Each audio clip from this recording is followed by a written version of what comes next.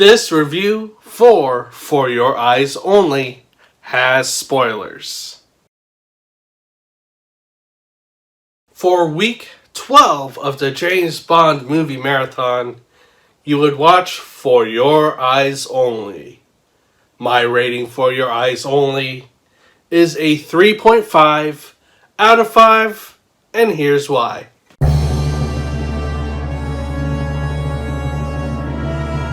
For Your Eyes Only, released in 1981, the first movie in the 1980s decade. This movie stars Roger Moore, his 5th time playing James Bond. And this movie co-stars Carol Bouquet, Topol, and Julian Glover. For Your Eyes Only starts out with a prologue that finally ends Ernst Stavro Blofeld. We would see James Bond visit a cemetery where his late wife lays, Teresa Bond. Once James Bond leaves on a helicopter, it is remotely controlled by Blofeld. Although I found the prologue scene to be utterly ridiculous, they didn't really have to do that, but it just puts a final touch to the end of Blofeld. And then when James Bond finally eliminates Blofeld, it goes into the title credit sequence, which the title theme song for Your Eyes Only is sung by Sheena Easton. And this is so far the first and only time where an artist is featured in the title credit sequence. There wasn't any connection in the story with the prologue of the movie. That was in and of itself its own little story. In For Your Eyes Only, James Bond has to investigate the missing ATAC system and who killed the person the British Secret Service assigned to search for this missing ATAC system. This ATAC system is a computerized device. This ATAC system is only found on a secret spy ship to where it could launch missile codes to submarines throughout the world. The British Chief of Staff and Ministry of Defense fear that if somebody else got a hold of this ATAC system, that they would order the British fleet to launch missiles onto British soil.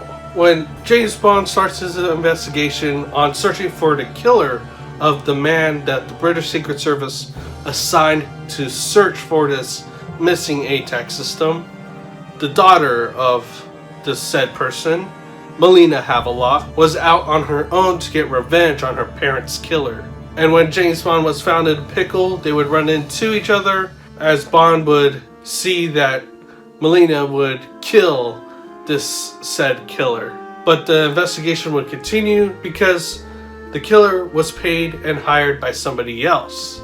Therefore, Bond would continue the investigation. This movie story would take place in such exotic locations like Spain, Italy, Albania, and it would end in Greece. From the previous movie Moonraker to For Your Eyes Only, the story and feel of For Your Eyes Only is more grounded in comparison to Moonraker. With Moonraker, it felt over the top, and with For Your Eyes Only, it had less of the goofiness that Moonraker had. Of course, James Bond would still have his quips, but it wasn't over the top and too much like in Moonraker. The action sequences itself were also toned down too in comparison to Moonraker. There's a nice long ski chase and a thrilling moment where the ski chase led down a sliding track, kind of like in On Her Majesty's Secret Service, but this time he was on skis as he was being chased by guys on motorcycles with spiked tires to ride in the snow and ice. And I like how the story played out. Throughout the beginning majority half of this movie, we thought this villain was going to be Columbo, as one of the contacts James Bond meets is Christatos, telling him that this is all Columbo's doing, and this one henchman he's following was a part of Columbo's group. What I liked about that is that it led you to believe Columbo was the villain, and when that twist happens, when we see Columbo capture Bond himself and then revealed that it is Kristatos that he is after and not Columbo.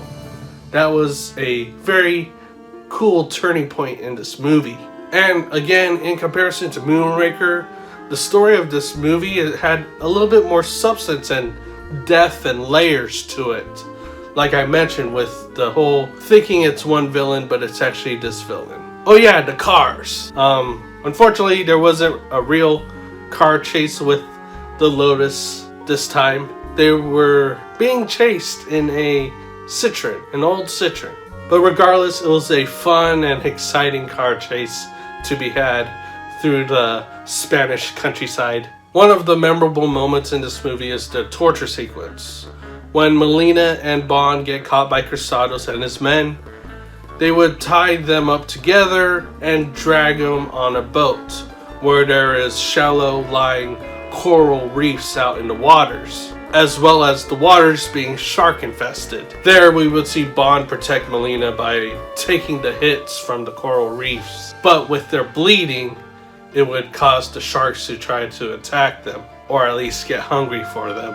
But that scene was a very thrilling scene, and how they escape being tortured like that is left for you to watch it yourself. Even though this is a spoiler review, but they escape, but the uniqueness on how they escaped. Then the final action sequence would take place in a sanctuary on top of a rock cliff. There, James Bond would have to rock climb up the rock face to lower this wench down to pick up the rest of Columbo's crew and men and Melina. There, the final action sequence led to a lot of fisticuffs and gunfire and whatnot. But the most thrilling thing about that last action sequence is when James Bond was climbing up the cliff, one of Kristatos' men saw him climbing up and started to knock down the anchors that James Bond placed on the rock and try to make James fall. But it was thrilling. It went down to the last anchor and James Bond was able to